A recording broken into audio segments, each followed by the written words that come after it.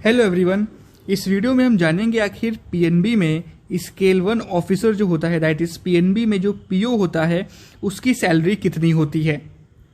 ठीक है, तो ये जो अभी आप सैलरी स्लिप देख रहे हैं अपनी स्क्रीन पर, ये जुलाई की सैलरी स्लिप है, जुलाई 2021 की। चलिए देखते हैं कितनी सैलरी है। देखिए, जो बेसिक सैलरी मिलती है वो है अराउंड 40,400 रुपीज़। इस पर सिटी कंपनसेटरी अलाउंस मिलता है 1,400, डीए मिलता है 10,300, लर्निंग अलाउंस है 700, स्पेशल अलाउंस है 8,300। ठीक है, ये हो गया जो टोटल सैलरी मिलती है इस पर। तो ये ग्रॉस कितनी हो गई? ये ग्रॉस हो गई लगभग 61,000 रुपीज़।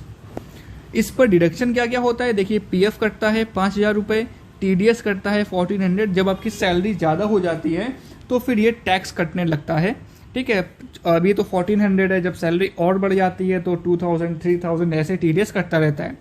ये वॉलंटरी कोविड कंट्रीब्यूशन है। ठीक है, तो ये पीएनबी गवर्नमेंट बैंक है, तो सारी गवर्नमेंट बैंक्स में और जो भी गवर्नमेंट ऑर्गेनाइजेशंस हैं तो वहाँ पर सारे एम्प्लॉयज़ ने कोविड के लिए कंट्रीब्यूट किया था। तो ये 900 रुपीज़ कोविड कंट्रीब्यूशन का है और ये वेलफेयर सोसाइटी का 100 रुपीज़ डिडक्शन है।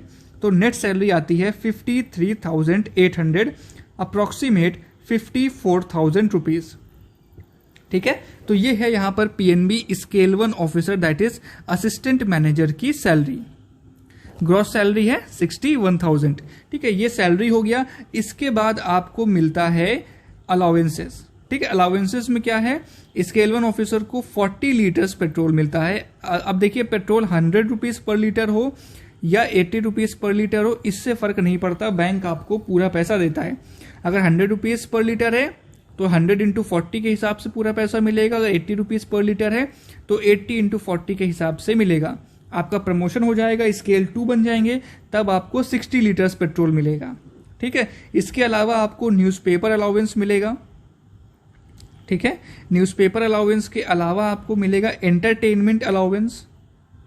ठीक, एंटरटेनमेंट अलाउंस के अलावा आपको मिलता है क्लींजिंग अलाउंस। ठीक है, क्लींजिंग अलाउंस का मतलब होता है साफ सफाई के लिए, घर की सफाई के लिए भी आपको पैसा मिलता है। यह आपको क्वार्टरली पैसा मिलता है 1,000 रुपीज़। ठीक है, तो ये हो गए आपके अलाउंसेस। और एक और बड़ा अलाउंस है that is medical allowance.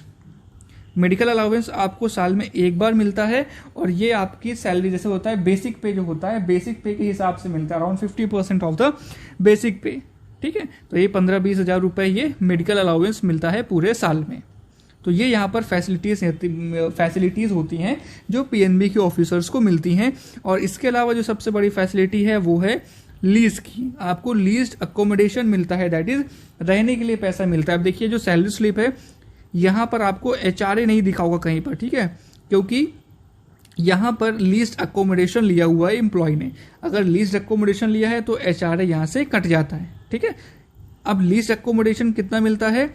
Leased accommodation city bye city के हिसाब से होता है। जैसे अगर मैं एग्जांपल दूं तो जैसे नोएडा है। ठीक है, नोएडा डेवलप तो बहुत हो गया, लेकिन अभी भी नोएडा में पॉपुलेशन वगैरह जो सेंसस है, सेंसस हमारा पुराना ही चल रहा है, इस वजह से वहां पर लीज कम है। ठीक है, तो नोएडा में मान लीजिए कि 10,000 की लीज आपको मिलती है, तो 10,000 रुपीज़ आपको रहने के लिए मिलते हैं। जितने भी ये सिटीज़ है, मान लीजिए नोएडा हो गया, कानपुर हो गया, ग्वालियर हो गया, इन सारी जगह पर आपको 10,000 मिलेगा। और इसके अलावा जो बड़े शहर हैं जैसे कि दिल्ली हो गया या मुंबई हो गया, तो वहाँ पर आपको 15 से 20 हज़ार पीओ में, दैट इज स्केल 1 ऑफिसर में आपको मिलेंगे। क्लियर? तो ये है यहाँ पर पीएनबी की सैलरी स्ट्रक्चर, पीएनबी का सैलरी स्ट्रक्चर। तो आप मान लीजिए कि अगर एक ग्रॉस कितनी है, 61,000 ग्रॉस है, तो 61,000 में आप 10,000 और ऐड कर लीजिए तो कितना हो गया आपका 71,000। इसके अलावा आप अपना पेट्रोल ऐड कर लीजिए, तो पेट्रोल अगर 100 है, ठीक है, अगर 100 रुपीज़ पर लीटर चल रहा है, 40 लीटर आपको पेट्रोल मिलेगा, तो 4,000 ये हो गया, कितना हो गया 75,000। ठीक है, इसके अलावा आपको 500 रुपये पेट्रोल मिलेगा और अराउंड 700-800 रुपये एंटरटेनमेंट मिलता है। तो एंटरटेनमेंट आप 1,000 मान लीजिए, तो कितना हो गया 76,000।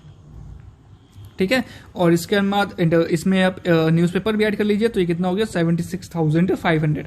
तो ये जो यहाँ पर आपको ग्रॉस सैलरी मिल रही है, आपको पीएनबी में 76,500 ये ग्रॉस सैलरी मिलेगी।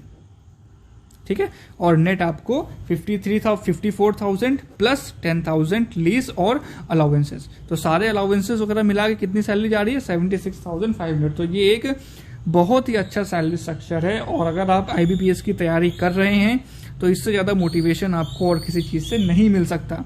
अगर गवर्नमेंट ऑर्गेनाइजेशन में आपको 76,500 ग्रॉस सैलरी मिल रही है तो ये एक बहुत ही ज़्यादा अच्छा सैलरी स्ट्रक्चर है और आपको मेहनत करनी चाहिए जॉब पाने के लिए। Clear? So this was all for this video. Next video में मैं दूसरे बैंक से उनका भी आपको सैलरी स्ट्रक्चर बताता रहूँगा। Thank you.